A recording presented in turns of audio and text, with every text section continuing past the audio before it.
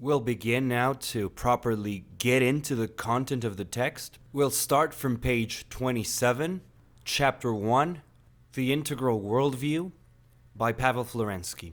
Okay, so the first thing that we're wondering, together with the author of this book, is who was Father Pavel, and what's the cause of this figure's great appeal? So, we can say the first thing that we will be focusing on is precisely this biographical aspect, stressing the biographical aspect. Who was Father Pavel? And then we will try to develop the cause of this figure's great appeal, okay? So, we will begin. Firstly, we'll give an outline, a very general one, about Pavel Florensky's biography. So, Pavel Alexandrovich Florensky was born January 9, 1882, in Yevlak. And this town is part of today's Azerbaijan. Alright? So, his father was an engineer, Russian, and his mother descended from an old family of Armenian intellectuals. So basically, he will live his childhood in the city of Tbilisi, capital city of Georgia, where the family settled in the fall of 1882. And this marriage will bear 7 children. And obviously, it's among these 7 children that Pavel Florensky will appear. Now, it's actually worth highlighting the following, mentioned by Father López Saez in the second paragraph, page 28. He says, the personal evolution of some Russian religious thinkers that we find in the early 20th century features a common distinguishing trait, something like a generational mark. And what does this distinguishing trait consist in? In going through a juvenile crisis in the faith, motivated by the impact of natural sciences within the materialist and positivist environment of the pre-revolutionary Russian culture. So, here too we will see that Pavel Florensky will be motivated by this generational mark, right? The impact generated by the natural sciences, whose environment is quite supportive indeed of the development of such sciences. Why? Because this pre-revolutionary environment, heavily influenced by positivism, that had been developed or advanced by Auguste Comte in France in the 19th century, and thus there's this inclination that's distinctively materialistic, or we could even say that it's heavily materialistic, that fit well on the one hand with Auguste Comte's scientific positivism, even in the social realm, and with the theoretical development by Marx. Now, the fundamental thing here is to realize how this youth crisis, right, we find this about 3 lines below, it would sometimes take place through a harsh process of truth-seeking. So, one of the features that we can highlight is that the search for truth turns into a process, and also, we may say, it's a harsh and stormy process, such that one of the fundamental features defining and configuring Pavel Florensky's figure is the search for truth.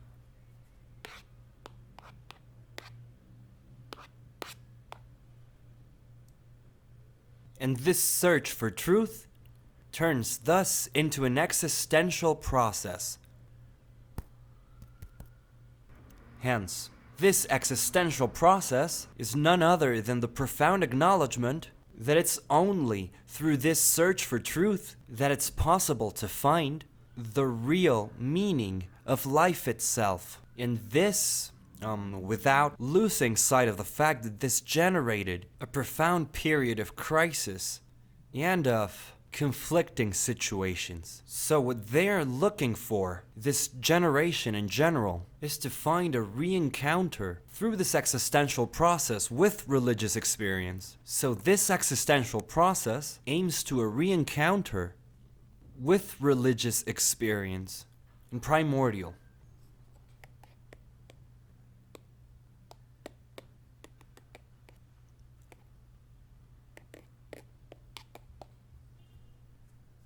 And Pavel Florensky, just as much as his contemporaries, will be immersed precisely in this generational impetus. So, it's the fact of reacting one way or another to this materialistic environment, or positivist that was allegedly completely nullifying the possibility of religious experience.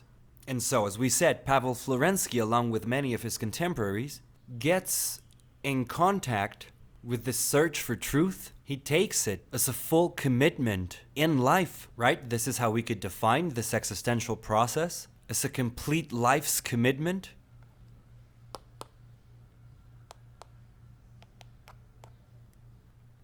And he follows the steps, ultimately, of this new impetus. And therefore, what we see now is, what's mentioned in the last 4 lines, that this re-encounter impacting life provides these truth seekers with a new language. And it makes them take a defined stance before the dominant culture. And this is also a fundamental feature that we should not overlook. This complete life's commitment ultimately takes the form of a defined stance before the dominant culture.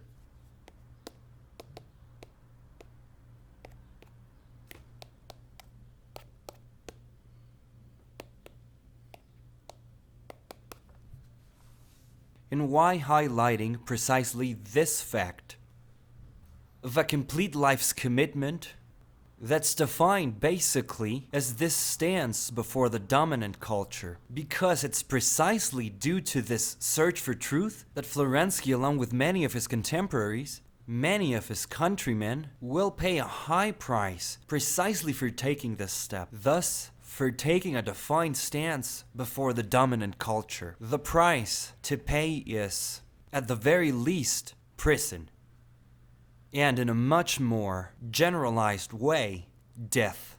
Precisely by stepping outside of the established system, right? And especially when, in the revolution of 1917, the Bolsheviks appear and the Soviet bloc starts being configured.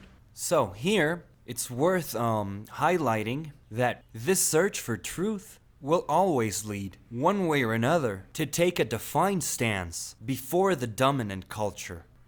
In short, this defined stance before the dominant culture is precisely one of the central aspects of the believer's life, because the believer that searches for truth will no longer fit in this systematically established network that one way or another is trying to suffocate the possibility of a primordial re-encounter with religious experience.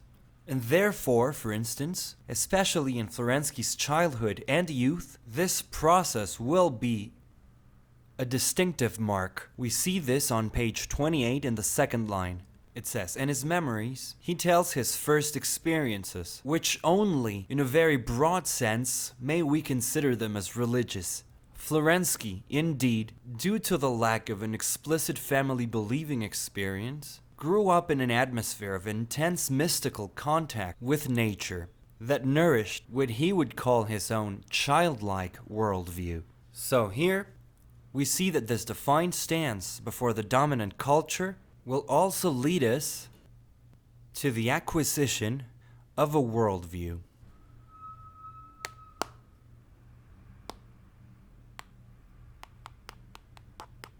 Hence, a particular way of contemplating the world that we saw yesterday in the introduction, how this contemplation elevates us to a higher order of reason. So, Florensky in this sense starts acquiring since his childhood what he would call his childlike worldview. What does this childlike worldview mean? That to Florensky, at least during the first years of his life, his great teacher, his great educator, was, properly speaking, nature itself. It's not religion, because his father was ultimately also a positivist, and it wasn't either, let's say, the religious culture in his family, because there wasn't one to have an impact on him. But it was nature. This nature that had been, in certain ways, exalted by the romantics of the 19th century, right? It's precisely in trying to find a way out of this positivistic dominant culture that they found, through nature, a mystical experience. And by mystical, we should understand in this sense a liberation of the oppressive environment. Right? It was in nature precisely that they felt this kind of voice that could even be confused to some extent with a religious experience. Florensky then says in this sense that nature would awake in him, since his very early childhood, his full curiosity. He felt really attracted to nature, as we said. But this was not certainly through a scientific view, but it was, in short, that through nature, Florensky could intuit the other world. So, it's here that he begins to get himself into this existential process. This worldview reveals the other world. I'm using capital letters, so to make just an emphasis and distinction between the visible and natural world and the invisible world that seems to be present and even incarnate in this same nature, right? It reveals the other world, the invisible world. But Florensky, as a child, is not fully aware of what this is all about, in such a way that thus, precisely, Florensky's first intellectual interests are directed first to mathematics, physics, and the natural sciences.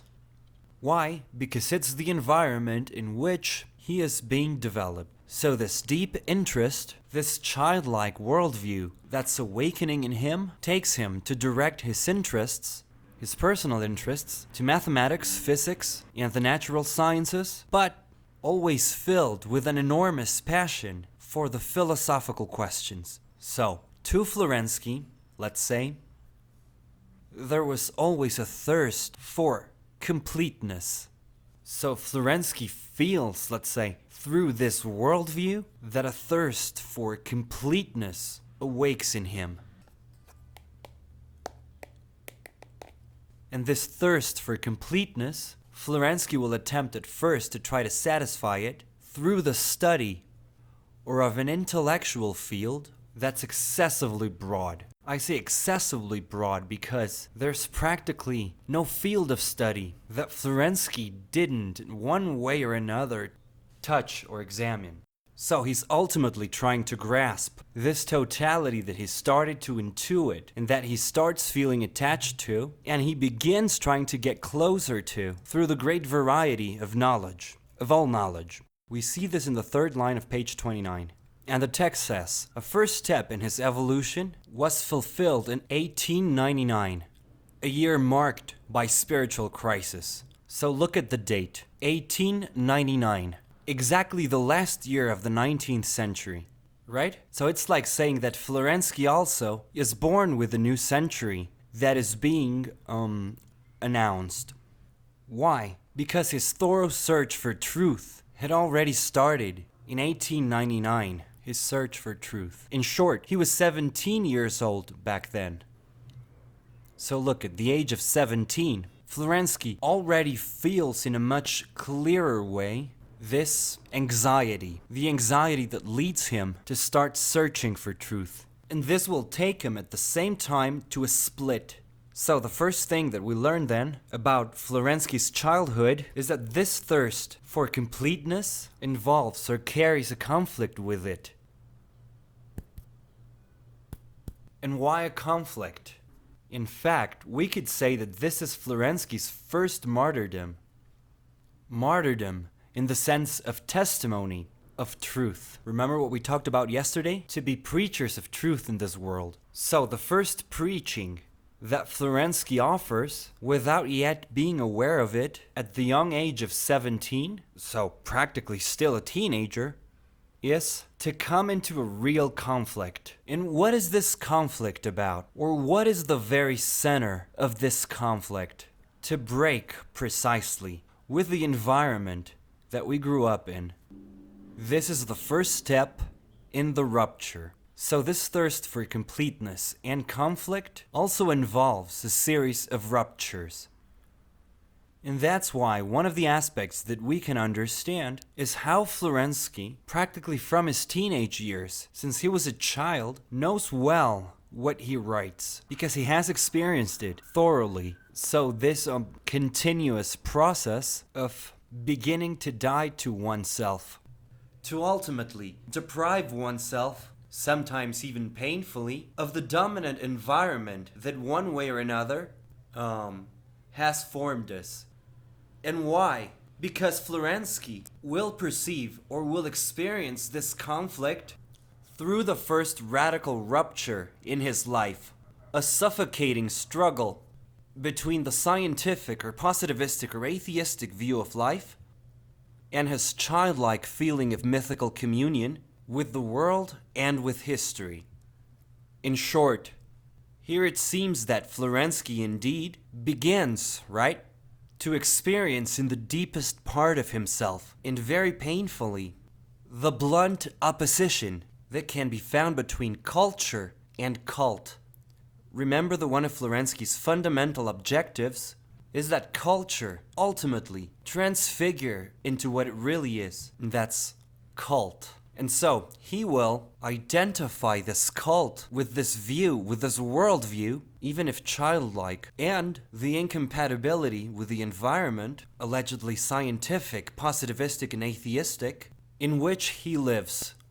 Now listen to this. From this internal question, on page 29 of what we just read, about 2 or 3 lines below, the text says that thus Florensky ultimately experienced, and for this we quote Florensky, a revelation, a discovery, a shock, a strike that made him exclaim, "No, you cannot live without God." So here we would have the first fundamental intuition. And what is this first fundamental intuition? Or we can say, what is the main content of this first fundamental intuition? First, what is supposedly called life in this historical environment in which he lives is not life. This is, let's say, the first content that he will be assimilating. Second, that actually, when talking about life in general, it only makes sense to talk about it in as much as this life will lead us directly to the truth. And it's not an abstract truth, but in this sense, this is a living truth. In other words, any social environment that looks to nullify the presence of God leads directly to death. That's why Florensky will exclaim, "No, you cannot live without God." So, what we see now is that this series of ruptures seem to be leading us directly to life.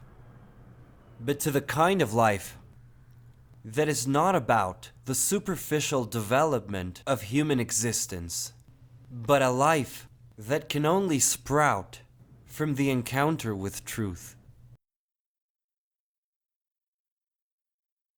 And this truth is God. At least for this first step, Florensky hasn't yet precisely developed this living truth in its full Trinitarian manifestation, its essence. But he has at least identified that this life will ultimately depend on an encounter with the truth. And this truth is God. So, if the culture where he grew up in nullifies the possibility of the encounter with God, it's clear to Florensky that this culture then is actually nullifying life itself, and therefore generating a culture of death, thus of deception, or in this sense we could also say of falsity. And that's why what we see 2 lines below is that, as it says right there, after a period of anguish and hopelessness, so we have here this crisis, this purification, aided by the readings of Leo Tolstoy, or Lev Tolstoy.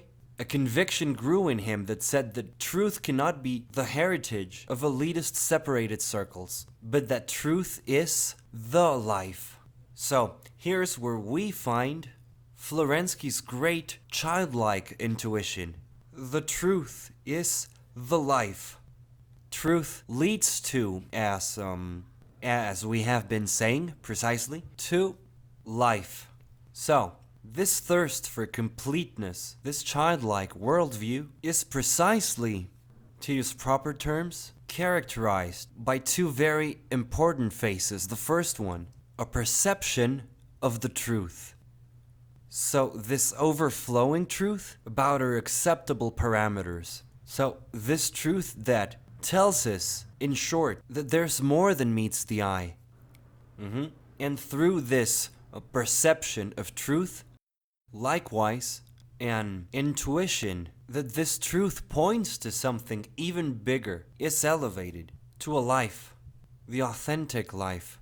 It doesn't stay only in the, let's say, the materialistic dimension that we have contact with, but that this truth manifested through this worldview is announcing the presence of a life, thus the presence of God, right? So we could try to put it in perhaps more accessible terms and say that Florensky means that creation takes us to its creator. We can say that this is not something that's divided or nullified or even separated.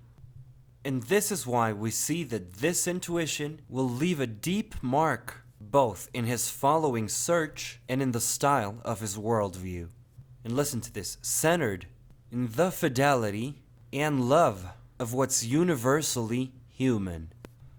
So, this encounter with truth and with God will now take Florensky to realize that the travel within this same experience has implications, first of fidelity. And can we ask fidelity to what? Well, precisely fidelity to this truth, no matter the cost. And on the other hand, love. But this love, as opposed to what could happen, let's say, in some kind of sentimental exhilaration or in some kind of affective or emotional exaltation, this love now is uncovered in its magnitude.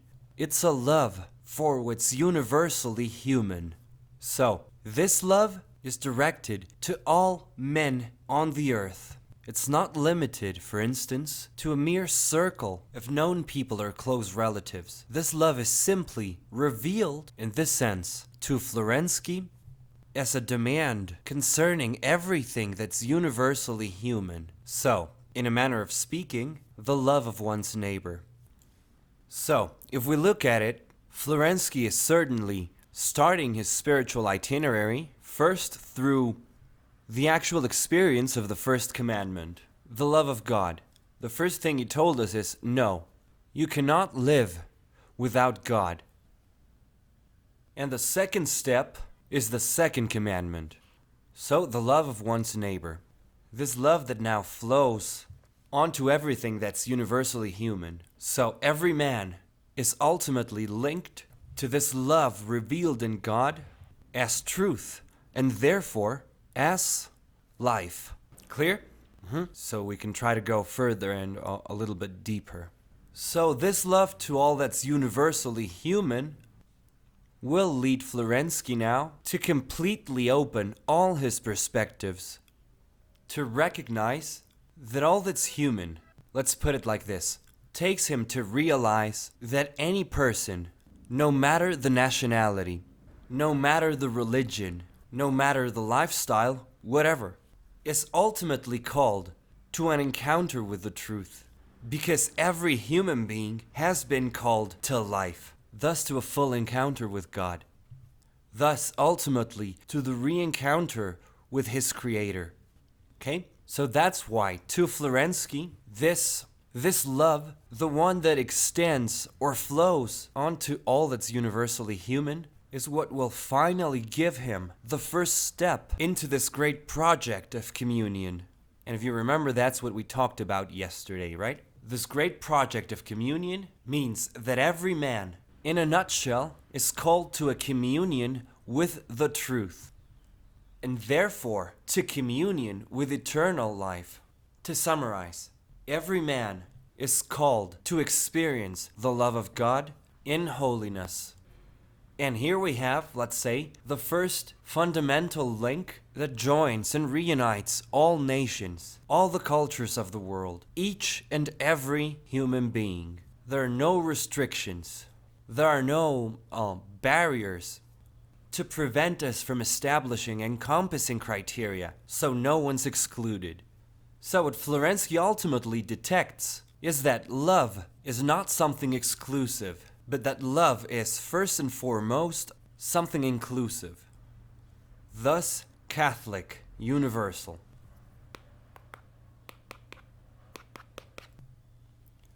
So we see how our great Batyushka, Saint Father Pavel Florensky, shows us how the fundamental experience of the Catholic, and I'm using it in the Greek sense, the Catholic has, above all, the demand of universality. That is to say, the demand of communion. The demand, ultimately, of overcoming our own limitations, our narrowness, so that we can truly reach this fundamental horizon that only God can actualize. Why? Because here we could say, and to give a small etymological hint, that we can no longer simply keep confusing love with giving. Giving is a humanly generous gesture, right? So, giving is to give what's in my reach. That's to be a giving person. For example, I can give you my jacket, or I can give you my, something to eat, or I can give you some time, right? Or I can give you my company while you're sick. That is to be giving. And it's not wrong. But this is not to be confused with love. Why?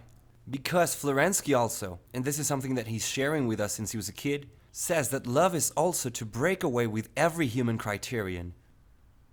That's love.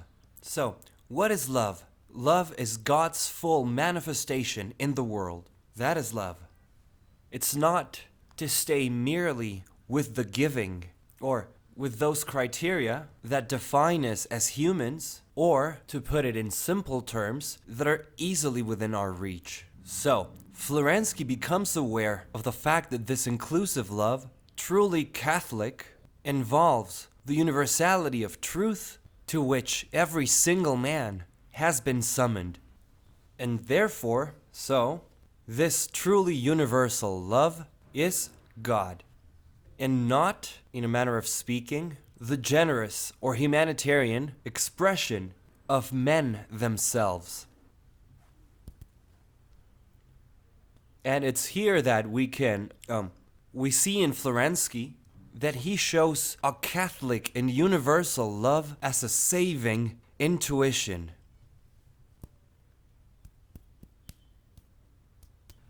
Jesus already told us in the gospel that the will of the Father is that every man be saved.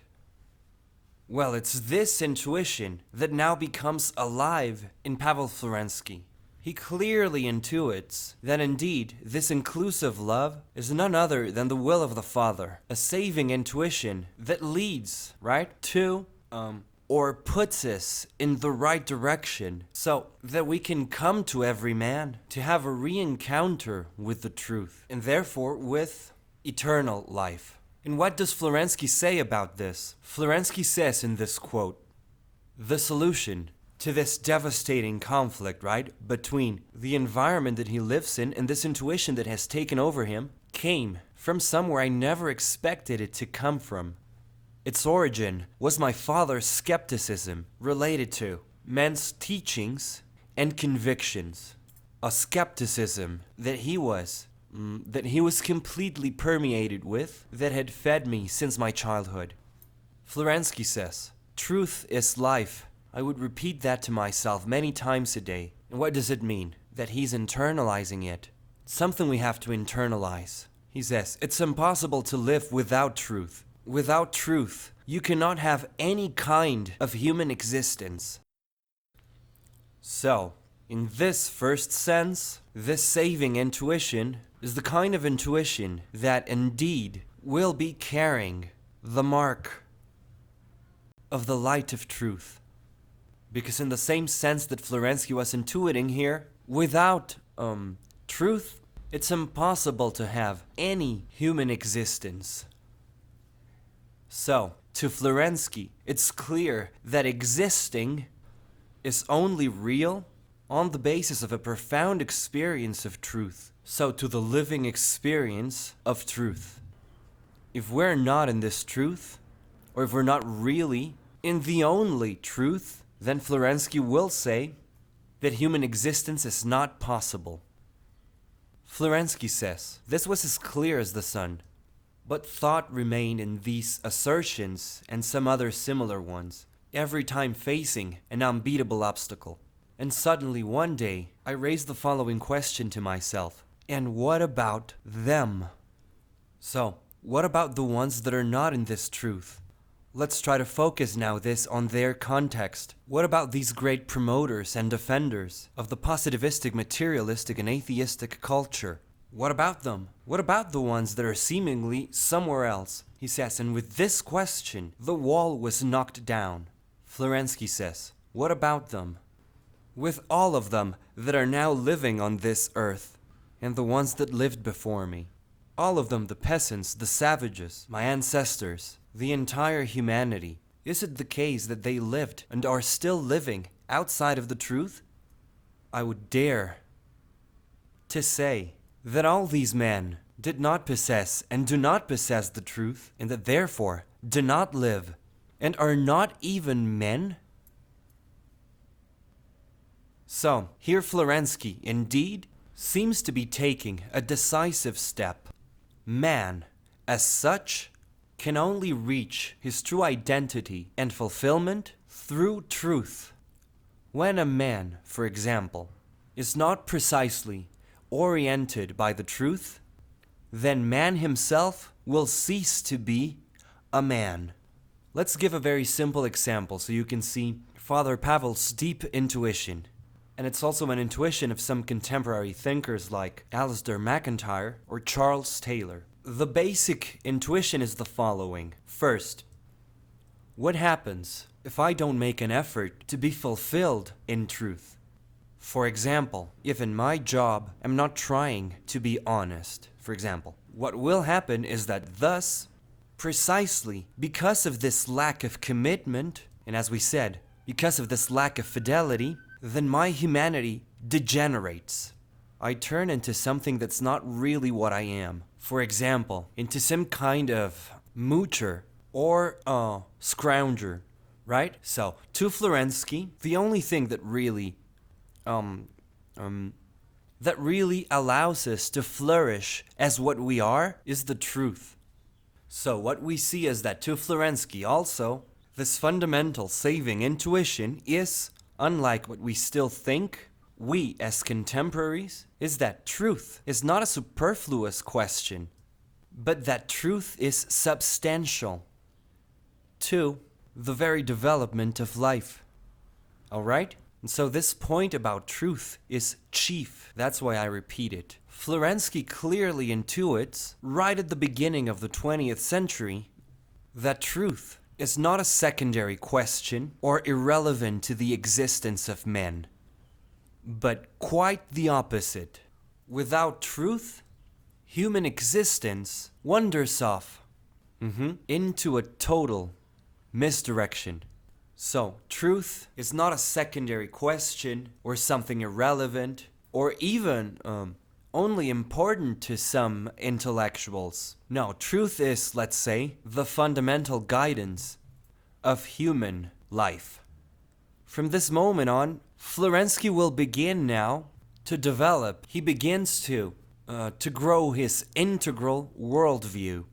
So, the worldview that no longer has established divisions, but that instead is finally starting now to live the demand of integrity. Thus, in accordance with this thirst for completeness that had been awakened very early in his life.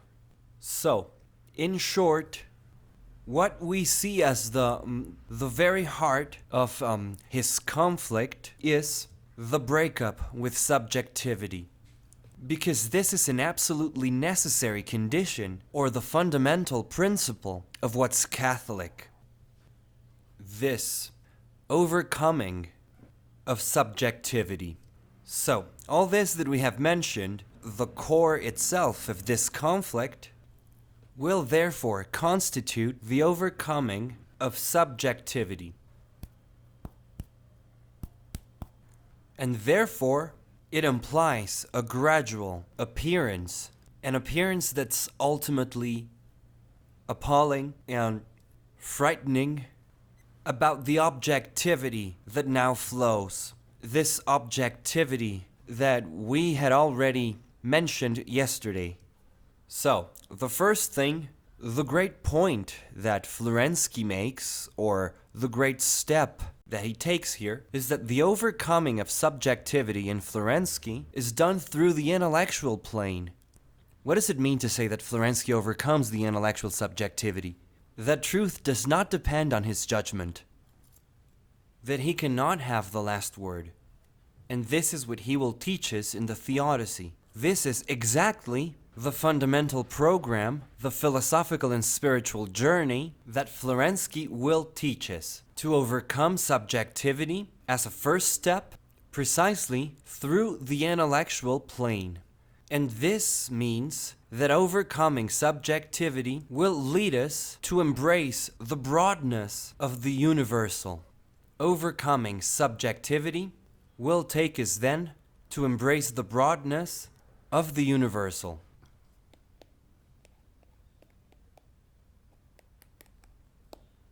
So, this embracing of the broadness of the universal is precisely what we had just mentioned some moments ago, is to come in, to participate in the authentic Catholic spirit. And it's here where we will indeed find Catholicity, because it would seem like one of the defects that we are often guilty of is about identifying what's Catholic, for example, with a situation that can be regionally localized. For instance, Rome and the West, right? We tend, for example, to divide in our very particular Western style, to fragment reality, for example, between Catholic and Orthodox, and even to identify them with positions that can be localized geographically. What this is about, then, is to overcome regionalisms, to take a step beyond, and even beyond the separations that geographically or culturally could be established, right, for comfort or reference. Florensky then starts becoming a part of this authentic Catholic spirit that embraces the broadness of the universal. And in this way now, Florensky will, and let me stress that this is something that we cannot overlook, will not reject the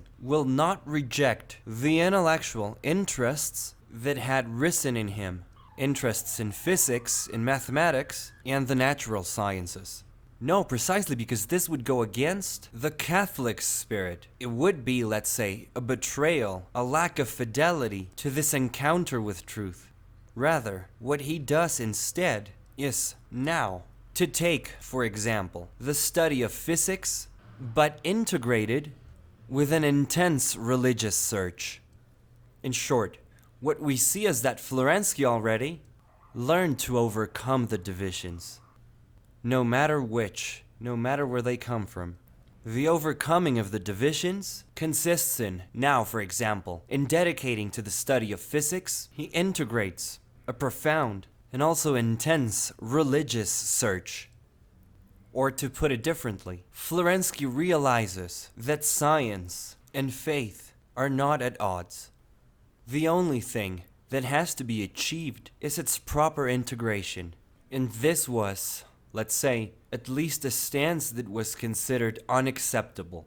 Unacceptable within this positivistic, materialistic, and atheistic environment that wanted to eliminate any sort of religious experience. And this is also a fundamental aspect in our current Catholic behavior. To overcome the divisions.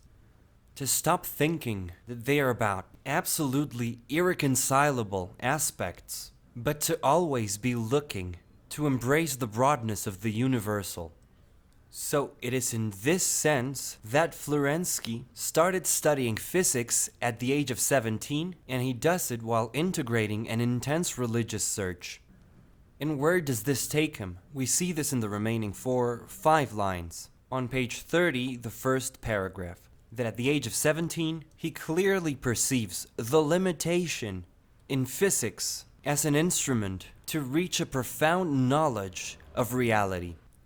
and the demand of building a philosophical vision of the world on mathematical basis is born in him. So, what we see is that Florensky doesn't nullify, right, the elements that we have for comprehending reality. He doesn't nullify them, but instead he exhausts them. What we see, and this is very important, as I was about to tell you, is that Florensky does not reject, but instead he exhausts. And this is something that indeed the Catholic is called to fulfill, and Florensky learned it from his teacher St. Paul. Test them all, and hold on to what is good. And therefore, we shouldn't directly engage in unjustified rejections. Florensky obviously didn't say, oh now, from now on sciences are worthless, or natural sciences are useless. No, he finds that they indeed have a function, but that ultimately they are not giving what they had promised to give. So, Florensky does not reject, but exhausts. He takes physics, let's say, to a point in which physics shows to be insufficient, and so he will now move to philosophy and deeply linked to mathematics, without losing sight, for example, of the fact that between the years 1900 and 1904, he studies at the School of Physics and Mathematics at the University of Moscow. But also, he will begin to develop his initial literary and religious affinities, right? His first scientific works and his first published work. And who will mark, in this sense, Florensky's spirit throughout this spiritual development? Professor Nikolai Bugayev, right? And Bugayev will communicate to him the mathematical keys to his conception of the world, actually centered in the theory of discontinuity and arithmology. And so, what Florensky is acquiring in this sense is precisely the eagerness of reaching an integral conception of the world. And so this integral conception of the world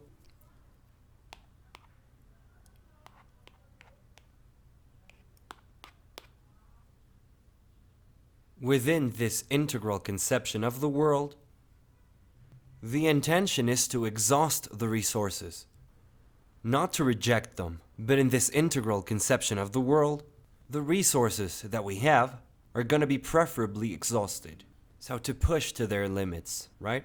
To exhaust the resources, for example, physics, biology, and so forth, and to be increasingly reaching a superior level within this same comprehension. And in such a way that it was also true that during this time, he will combine his studies in mathematics with studies in history and philology, and also adding to the mix lessons in psychology. And Florensky will primarily develop ever since then an intense self-taught work. In this intense self-taught work, Florensky, for example, will practically specialize and go deep into the study of classical languages and the investigation of the history of philosophy. And besides, he will also become good friends with the son of Bugayev, this mathematician that had introduced him into the realm of mathematics, but also linked to a worldview, the writer, narrator, and poet, a theorist of symbolism, Andrei Bialy. Andrei Bialy is also a writer, Russian as well, and very interesting, very suggestive, and whose work, fortunately, has already been translated and it's available. It's a trilogy. And the first one, if I'm not mistaken, is called St. Petersburg. The second one is called The Silver Dove. And finally we have I, Kotyglatyev. And so that's like the fundamental trilogy where this friend of Florensky's, Andrei Bialy, will develop his narrative. And here, in the work of Andrei Bialy, he develops it in the manner of a triptych, trying precisely to show, on the one hand, the West through Petersburg, and the second one, the Silver Dove, the East, and the last one, Kotyglatyev, precisely the synthesis, let's put it like that, of these two worlds. And so this is going to be a fundamental impact in Florensky, because he will find that symbolism, right, this integral conception of the world that takes him to exhaust the resources but not to reject, is also going to be deeply involved with symbolism. Because symbolism invites us to go beyond, to recognize that, in short, the symbol, and again, this is one of the fundamental keys in Florensky's thought, the symbol is always something bigger than itself, right? The symbol is that which points to a superior reality, to a bigger reality. That's why, again, we can also see here, while engaging, as we see, in all these fields, intellectual ones, philology, psychology, history, philosophy, physics, mathematics, and others, literature, poetry, and so forth, we see at the beginning of page 31, this young student took then to the University of Moscow a wide range of interests that led him through new crises. Listen, he goes back now into new crises. And what's the root of these crises? The insufficiency of the resources that he has. It would seem like this thirst for truth is not satisfied. It can be exhausted, right? It would seem as though in reality, what he's being offered is like, just some kind of temporary relief. What he finds in physics are elements that do not exhaust this fundamental thirst. Thus, that symbolism, in this sense, linked to what we are mentioning, this going beyond, is an invitation to access the truth. And this access is what would seem like the scientific studies in his youth are not really managing to satisfy him. And so, this, for example, through new crises, these new crises will take him from physicism, or the positivistic physics, to mathematical rationalism. So, if you look at it, it would seem like Florensky then begins with the empirical, and here's a fundamental key of comprehension, or the immediate, what physics offers to him. He goes higher into the intellectual, into the mathematical rationalism. He begins to somehow free himself from the materialistic impression that would be the most tangible thing we have, to move to mathematical rationalism. And finally, he takes a decisive step that takes him to the heart of the church, historically real, Orthodox Church. So, if we look at it, listen, the very itinerary, right? And this is also a fundamental detail that we can take, is that going beyond, in the case of Florensky, means to keep going higher, to keep advancing, starting from the empirical, physics, thus nature, the empirical that nature offered him, but whose intuition, as we said, would seem to lead him somewhere else, moving on to the rational, thus to the non-empirical, in this case, for example, given in mathematics, where he's starting to showcase some kind of growth in abstraction, and finally getting to the spiritual. And now the spiritual, precisely by gaining access to the heart, in this sense, of the Orthodox Church. What does this mean? Through priesthood. Or we could also say through the inclusion also of theology. So, what we see here, and this is some kind of hint that we can easily understand, is that this going beyond, in this symbolism, in this symbolic journey, does not involve, as it would seem at first sight, to definitely nullify the empirical and the rational to have access to this ethereal or strange zone of the spiritual. No, it means in this sense to combine both of them, elevating them to their superior manifestation, in this case the spiritual. Because the spiritual would be precisely the fundamental integration in truth of both the empirical, right, of the factual that we pursue through our senses, and precisely through everything that we're capable of developing by the use of reason. So, the spiritual does not nullify the one thing or the other. It simply configures both of them in a superior unity. And this would be the spiritual, a superior unity. A superior unity where, if I'm allowed to repeat, the empirical and the rational have finally reached a fundamental transfiguration. And in this way, then,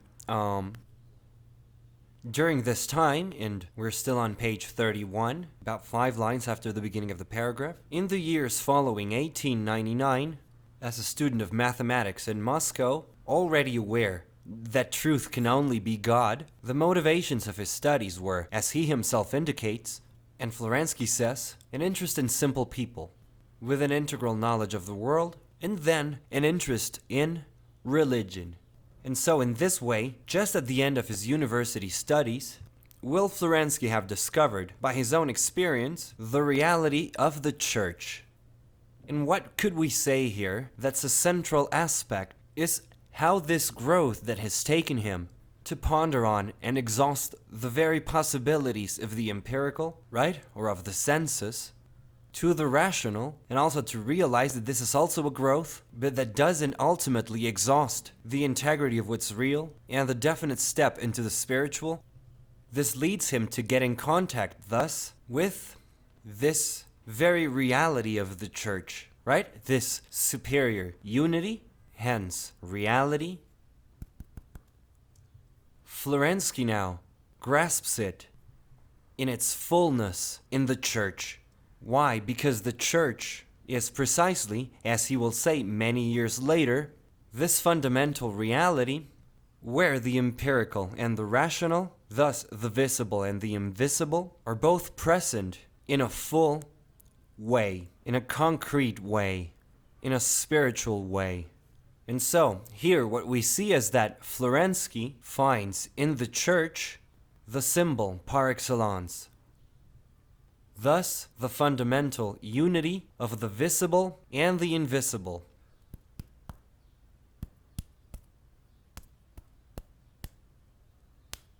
And therefore, by realizing that the church is the living symbol where the visible and invisible are reunited, and because the symbol takes us to go beyond and hence to the truth, Florensky will finally say, so it's in the church where the truth is to be found. And therefore, that's where God is. And if God, and if it's true that you cannot live without God, something that he's convinced of, thus, without the church, it's also not possible to live. There's the life. And that's why he will take this step into priesthood. So, let's say in this journey, look what he writes to his friend Andrei Bialy, to the writer.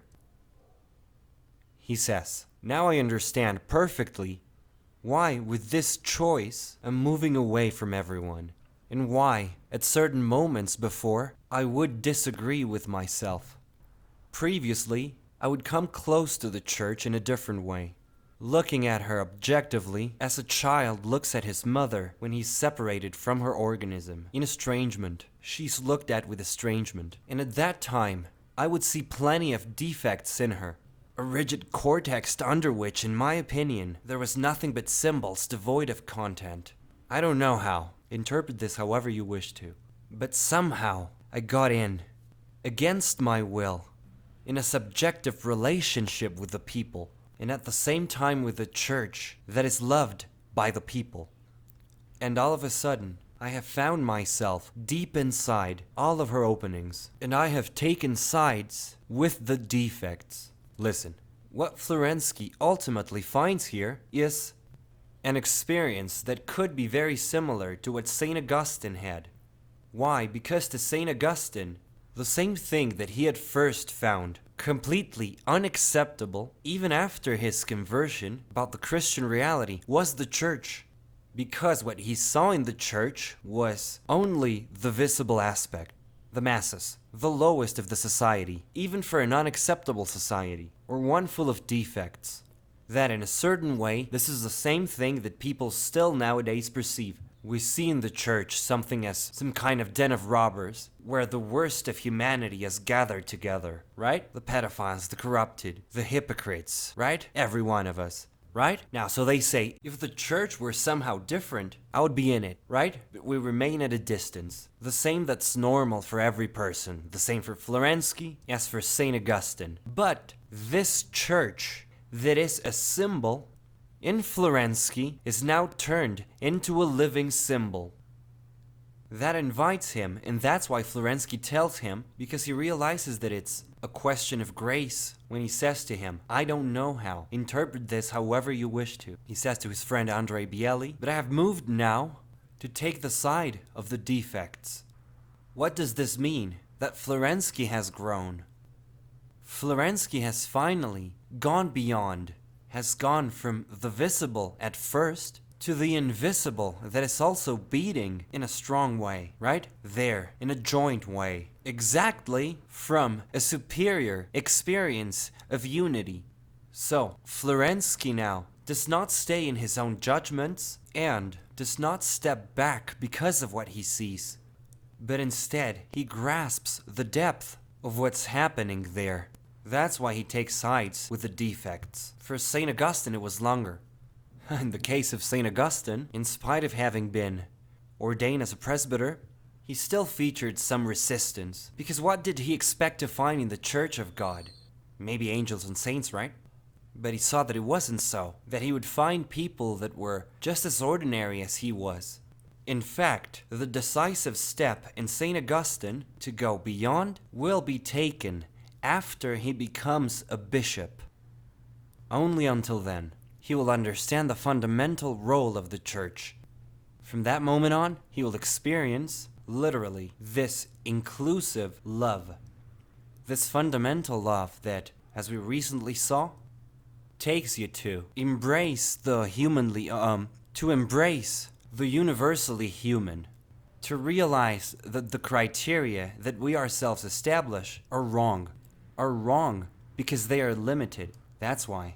Not because they are unfounded. And this is a fundamental hint to grasp. It's not that our judgments are mistaken because they're unfounded. No, plainly and simply, because we stop only before what we see, and therefore before our subjective criteria.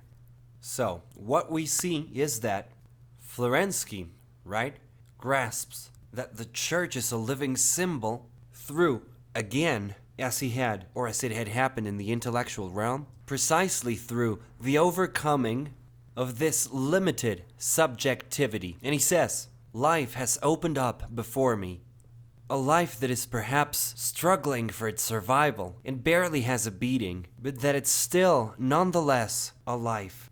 And let's see what he says in the last line of this quote on page 31. It says, her holy soul has been revealed beyond reasonable doubt. Thus, what has been revealed to Florensky in the church is her holy soul. What does it mean? This presence, strange and scandalous of God with all these sinners. Florensky now sees, he's now experiencing the holy soul of the church. Thus, her truly invisible aspect, her grace. And this, indeed, makes him see the church as the living symbol, hence as the perfect manifestation of truth in the world, and therefore of life. And so the text now says, at that point, I understood that I would never leave that place where I had seen all this. I will not leave it because I don't believe in a spiritual generatio spontanea. I don't believe in the existence of a church mechanism. So, now Florensky has perceived that the church is not a mechanism, corporatism. And by the way, today this is one of the temptations that the current church is facing. Right, so he realized that it's the Holy Soul, a living reality that surpasses any physical possibility of existence. Right, so that the church, in short, is not reduced to the merely physical, thus to what we see, what we perceive, or, consider. Florensky says, I told myself, our church is either absolutely absurd or something that grew from a holy seed. So Florensky, just like, for example, Chesterton, we'll get to a very fundamental conclusion. If the Church didn't have this invisible presence of the Holy of the Holies, it would have ceased to exist a long time ago. So, if the Church were really a human organization, it would have collapsed by now. Like any other human organization. Because even the greatest empires, in spite of having been considered the great established empires, they fell. And the Church doesn't seem to. Thus, there's something invisible that sustains her, something that's conserving her. Florensky says, I have found the seed, and look, and now I will make it grow. I will take it to the holy mysteries. I will not betray it. And so we see how Florensky now realizes that this living symbol entails a commitment. Florensky mentioned this when he tells us, I have found this seed and now I will make it grow. And that's why way further into the text, about 500 pages, more or less, Florensky will tell us that the man who does not give the world something better than what he found cannot justify his existence. His existence is not justified. So to Florensky it's clear that the man who doesn't give the world something better than what he found does not have a justified existence.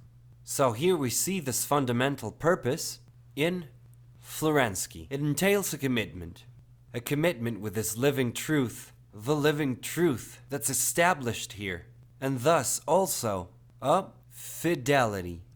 Thus, when Florensky says, I will not betray it, I will not betray this holy soul. Now see what he says. If it's my fault to have perceived under a core of filth that perhaps I will find it more dense than others because I abhor it, and listen, I abhor it. Remember that Florensky got into this against his will. He's not making anything up. So it's against his will because it's a free act, a free manifestation that truth has conceded to him, right? The participation in the supernatural reality, he says, life and holiness. If it's a sin to love what's holy, then I am truly guilty before everyone who does not think like I do.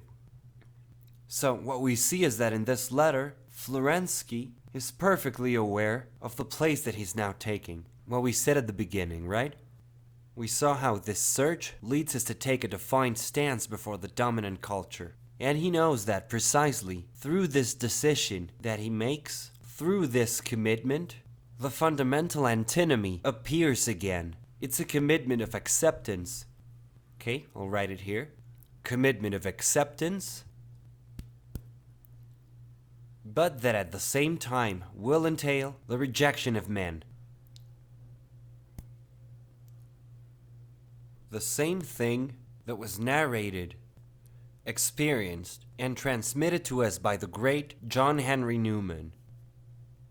If you see this painful decision and the conflict that he lived in different circumstances, but that in essence it's still the same step in deciding or in realizing that the living truth was in the Catholic Church, making him leave the Anglican Church. He knew that he was making a commitment, but that the same dominant culture wouldn't hesitate to try to settle things with him. And so he writes his Apologia Pro Vita Sua. So this commitment of acceptance entails also the rejection of men. So what is it that Florensky in this sense is telling us? And this also will be explained about 400 pages further into the text, that when one comes into communion with the truth, he will no longer fit in the world of men.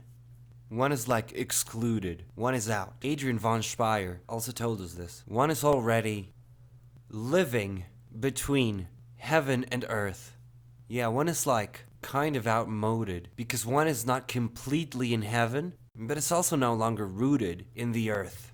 So, what we see, and this is also very important to keep in mind, is that Florensky doesn't deny that we can even feel repugnance for this church. He doesn't deny it. The only thing that Florensky insists on is that this repugnance is due to our lack of commitment with the truth, thus to be unwilling to go beyond. Everything clear? So to stay, as we would say today, only with the appearances. Now let's be honest, this attitude in our culture is not only particularly directed at the church, but to any man in particular. And we often see examples of this when treating people differently because of how they look. We don't want to go beyond. And even for example in this idolatrous cult of the human body, as when a female body may feature certain curves, or when we find the body to be prominently curvaceous, and so we're inclined to give it a certain status within this culture of surfaces. And so this is what Florensky's talking about. What he's telling us is that if we find something repugnant in the church or in humanity or whatever, it's not because of, or it's due to, basically, our inability to want to go beyond. Thus, too, our lack of courage of making a particular and challenging decision. Because we know that when one takes truth seriously, the world declares war without truce. And this is true. You try, for example, and I saw this yesterday, so you see this as a common case. I saw yesterday a taxi driver who's now doing that, but is really an auditor.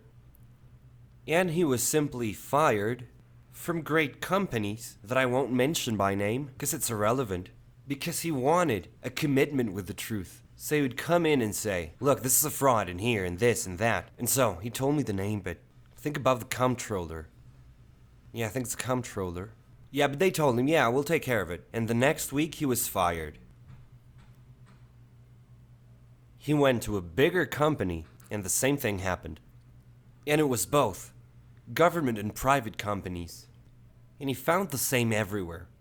So, here we have then two very important factors. First, overcome our own resistance. Because what really stops us from going beyond is our own stubborn subjectivity. It's that. The prejudice is to stick with oneself. And here's also where the other breakup intervenes, in the gradual overcoming of oneself. Or, as in due course, Florensky will call it, the fundamental overcoming of aseity. So, this on the one hand. And on the other hand also, Florensky reminds us that this fundamental step of trying to go beyond is nothing more than a profound will of communion. And that's the only thing that's required in this commitment of acceptance. A profound will of communion.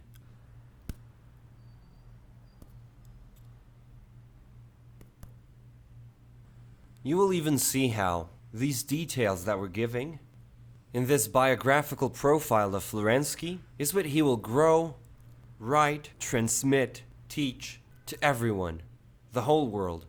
This profound will of communion. So, to go beyond, and the truth as such, to go beyond towards the living truth can be reduced, in perhaps a strange way, to a simple act of will.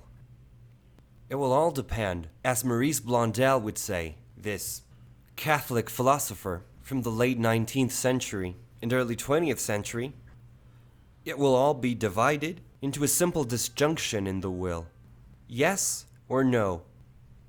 There are no middle points or stances to be negotiated. There's really no midpoint between these two. It's a yes or a no. There's really a profound will of communion that makes me go beyond what I'm convinced of or have accepted or not, okay? There's openness, there's Catholicity, or there's withdrawal. So there's denial, division, separation, thus anti-Catholicity. So this truth, this profound will of communion, will be synthesized, as he says at the end of his book, The Action, very good book, very serious one, by the unjustly forgotten Maurice Blondel. The Action, yes or no? Even Blondel gives it a bigger metaphysical hue when he says, does it exist or not? Everything else will depend on that. And here's where we get into this fundamental disjunction. Okay? Okay? The fact of participating or getting into this profound will of communion. And that's why we see that at the beginning. Oh, and by the way, this same will of communion is what motivates, as we see, for instance, also John Henry Newman, to take the decisive step. Because if there's something he wants, is the truth, no matter where it is. And when he realizes that it's not where he is, that it's not in the place where he belongs, he knows that this will lead him ultimately to a profound exile. And this exile will not be easy to address. But John Henry Newman, in this sense, remains faithful. He keeps living this faithfulness. And so here we have also a fundamental message to our times. Do not be afraid to choose the truth. Don't be afraid. Don't be scared of following the truth. Because, by the way, this is one of the great deceits of our contemporary system. To make us believe that it's simply impossible to live in the truth. Unacceptable. Ridiculous. How many people say that, for example, the world is so corrupt that you either get in or get in, and that otherwise you will not be able to succeed? That's a psychological mechanism. And the only purpose of these psychological mechanisms is discouragement. Is to keep us silent and submissive and blindly obedient to anything they say. So, someone says it's not possible to be a fair lawyer. When we say that, we have been defeated. We have been beaten. So the question, the disjunctive, yes or no, beforehand, it would seem that the only option is no. In fact, today, the biggest psychological impact that we have is to persuade ourselves into falsely believing that it's impossible to live differently. This is the worst, really, the worst mechanism that today dominates us. It's not possible to live differently. You want to have a promotion at work or to be a television hostess, you know what you have to do. We know it, don't we? You're very decent. I wouldn't dare to use bad words here, but you know what you have to do. Take off your pants, to put it delicately, right? Anyway, now, what we see here now that's important is that what Florensky grasps is that precisely in the church, he gets this intuition of the living truth. Thus, this symbol. And this will be maturing in him, gradually. Now, if we see, on page 32, more or less at the middle of the second paragraph, the text says, "The encounter of the young student," meaning Pavel Florensky, "with Bishop Starek and Tonik was decisive." Starek, in Greek, means something like the spiritual director. So the Starek is like the figure of spiritual authority. Okay, a Starek is the one I go to for advice. And primarily the Starek work as and are still functioning as servers of others. They help others to find the way, straighten the line, and follow the right path, and thus prevent them from possible deviations. And so, this is, let's say, a decisive encounter, but even more with the Starek Isidore. Thus, Saint Father Isidore. Florensky will write a beautiful and extraordinary story about Saint Father Isidore that he will title The Salt of the Earth. And always, let's say in this sense, Florensky considered himself his unworthy spiritual son. And so we can say that to Florensky, this encounter with Starek Isidore, with Saint Father Isidore, at the Holy Trinity Saint Sergius Lavra, yes, we could say, like the decisive encounter incarnate with the living truth.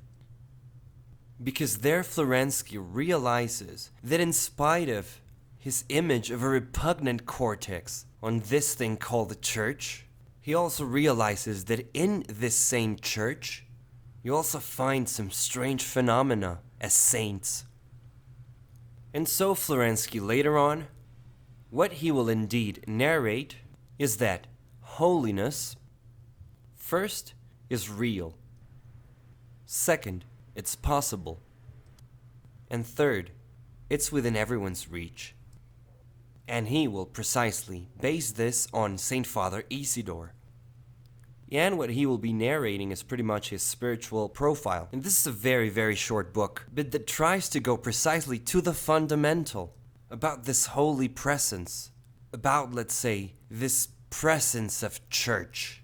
And so Florensky starts to realize that it's something quite notorious, that something so extraordinary could happen in the church, that the same space could be shared at the same time with something so repugnant. What does it mean? That indeed Florensky realizes that this symbol, this living symbol that's the church, demands an effort of reconciliation.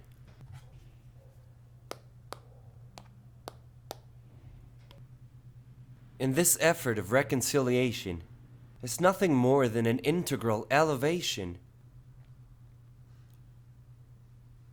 of our mind and heart.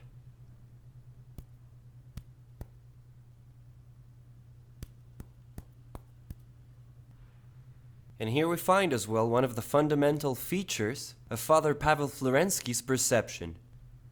The church calls us to grow, to step out of ourselves, to break with our limited perceptions.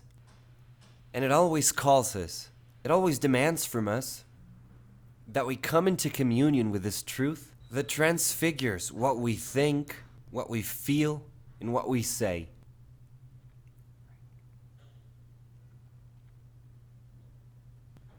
All right? So what is, in brief terms, what Florensky finds in the church? A spiritual homeland. That's what he finds. He realizes that the church, indeed, is a spiritual homeland. It's the soul's home. And now I believe that we can understand why. And that's why if we pay attention, we can see at the beginning of page 33, both Starsi, right? Starsi is the plural. The first one, eminent theologian, Stark Antonic, Bishop Stark Antonic. And the second one, Saint Father Isidore, simple monk, distinguished by his extreme simplicity, confirmed in Florensky the two features that would trace his intellectual search. First, scientific erudition, thus high intellectual preparation. So, to Florensky, for example, this symbolism actually entails first preparation, formation, and intellectual excellence, powerful.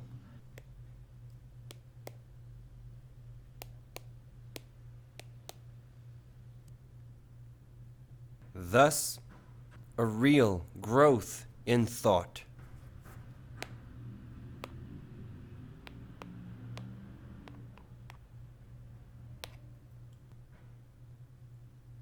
So, to use in its full capacity our intellectual power, to get our rational capacity going.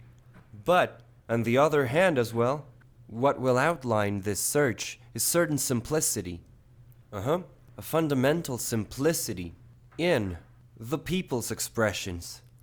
So, this high intellectual preparation and formation as a growth in thought will at the same time also demand a counterpart, a simplicity in life. No intellectual poses of superiority.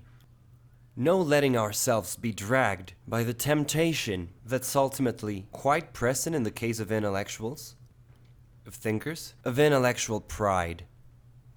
So, what we say is exactly what we had mentioned during our initial presentation. It is required, and this is fundamental, so I'll repeat it, for the development of spiritual life, a greatness of spirit, right? Preparation, formation, dedication, study, growth, intellect, intelligence, greatness of spirit, but also greatness of, spirit of greatness and spirit of humility, simplicity of life. To realize that If dedication to study is fundamental, it's only, right, in this sense, in reference to the people that surround us. It's a service, not an ornament. So, to Florensky, even the figure itself of the intellectual needs to acquire its particular profiles. The intellectual is not the savvy one that's above the vulgar masses. No, it's not like that, but rather, the intellectual is simply the one that's at the service, of others, and without overlooking that it's this simplicity of life that will always remind him of the place where he belongs. There is a kind of complementation, okay, that we mentioned yesterday. A mutual enrichment between both aspects. And to Florensky, following this, we see how, indeed, there's the school of the living truth.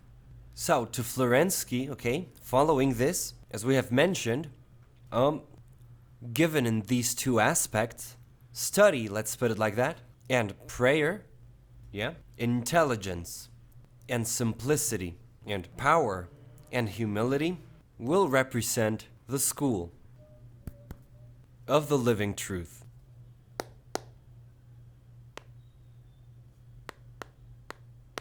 And that's why I have for a long time told you that the Christian has to be perfectly well trained.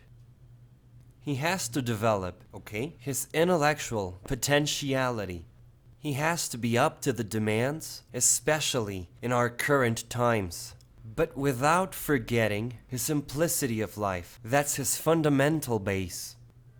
Never to forget that he studies, but not to brag about it, but to serve. That's why, in short, the study, to Florensky, has a fundamental purpose, service. Thus, service to souls. Study is the benefit of souls. And this can also give us, a fundamental feature of what we do through this apostolate, the fulfillment of this mission. Study is for the benefit of souls. And that's why the simplicity in life, as in Saint Father Isidore as a monk, represents the great school of the living truth, okay? Great intelligence and great humility. Both are absolutely necessary. So you can see now, one of the great teachings of Saint Father Isidore, and he's a saint, huh? Really, pray to him, and you'll see.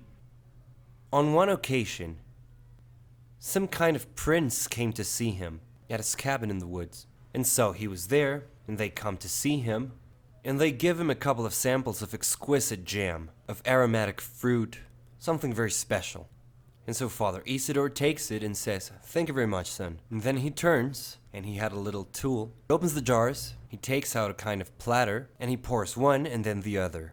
And he starts mixing them, and the one who gave them to him says, "No, Father, what are you doing? You're gonna ruin them." And so he turns again and sees him, and Florensky was there because he tells the story, and he says, "Don't worry, not everything has to be so perfect."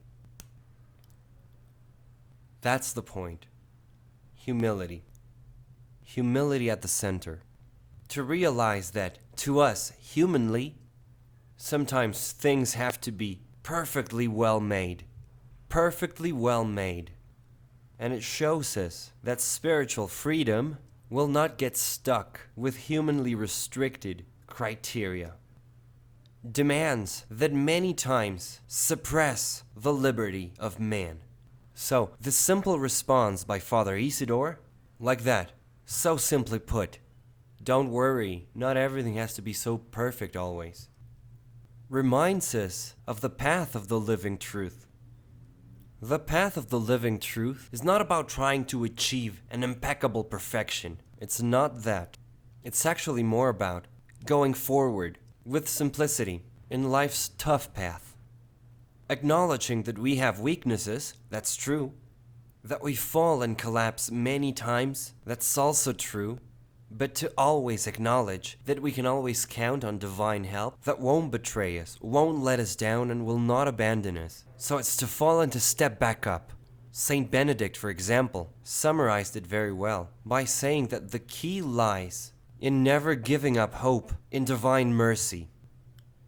And Saint Bernard who is a great son of Saint Benedict, he would say that everything is, or that it all depends, on misery and mercy, on the same conjunction. So, to work on the simplicity of life, but also to work on the study through this great school of life. If we look at it, Florensky says, at the beginning of the next quote on page 33, Florensky says, "The Russian Orthodox Church has always been given the grace of the holy Starcy, the ascetic, pious men, to whom the people would address, looking for blessings, aid in prayer, counseling."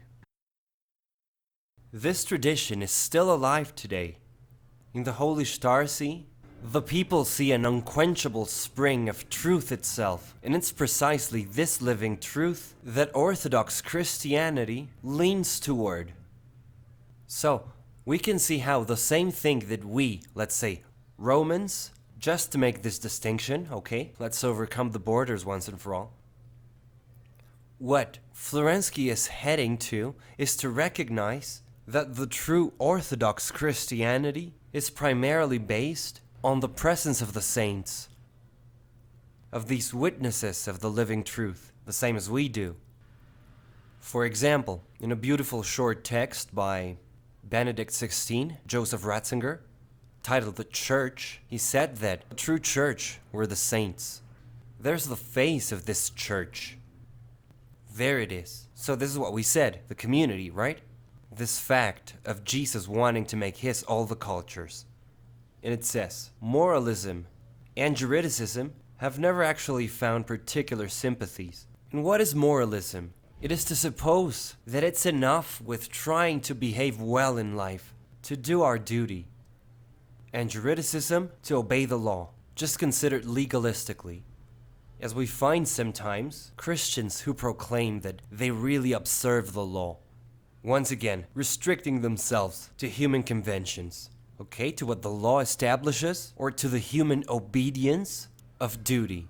It's certain that the Russian people love books, obey the law, and keep the commandments. But all this is not the source itself of truth. The person of the Shtarik himself is precisely this source, the actual living truth. Through the Shtarik, God talks to man. And this is, let's say, precisely the whole purpose of the school of the living truth. For God to talk to man. That's the purpose, okay? God talks to man. And here we could find a fundamental aspect. How is it that God talks to man? Well, through holiness. Through his light, his wisdom, his consolation, holiness. Oh, sorry.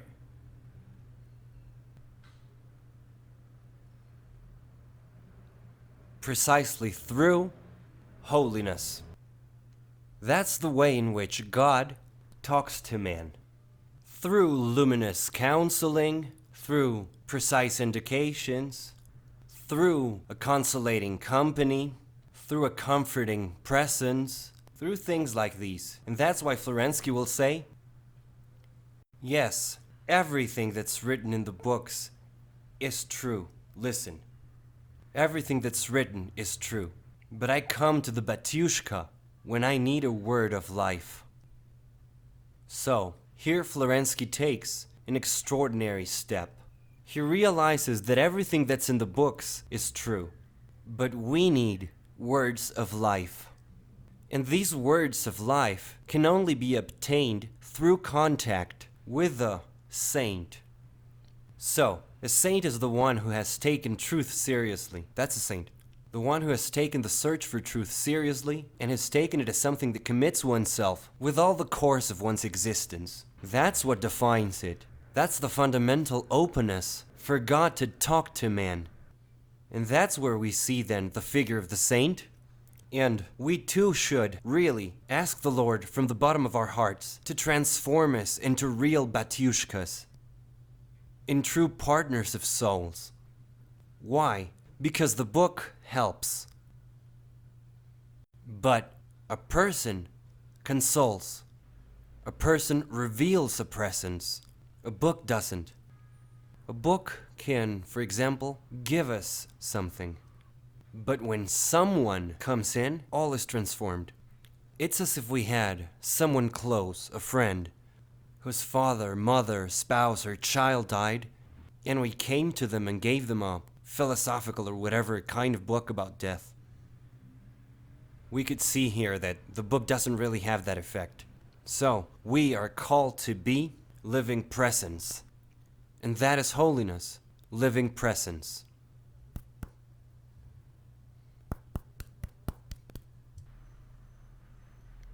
Let us ask then, also, now to Saint Father Pavel, let's ask Saint Father Isidore, to all the Russian Shterek, whether we know them or not, all the Russian saints, to give us their support, so that we too can find these Batyushkas, and that we too can be Batyushkas for others. And why? So that we too can reach this communion that the Lord wants to fulfill, especially today, no matter what they say. Because, remember, for man, it's impossible, but for God, anything's possible. Alright? Good. In the name of the Father, the Son, and the Holy Spirit. Amen. Thank you very much.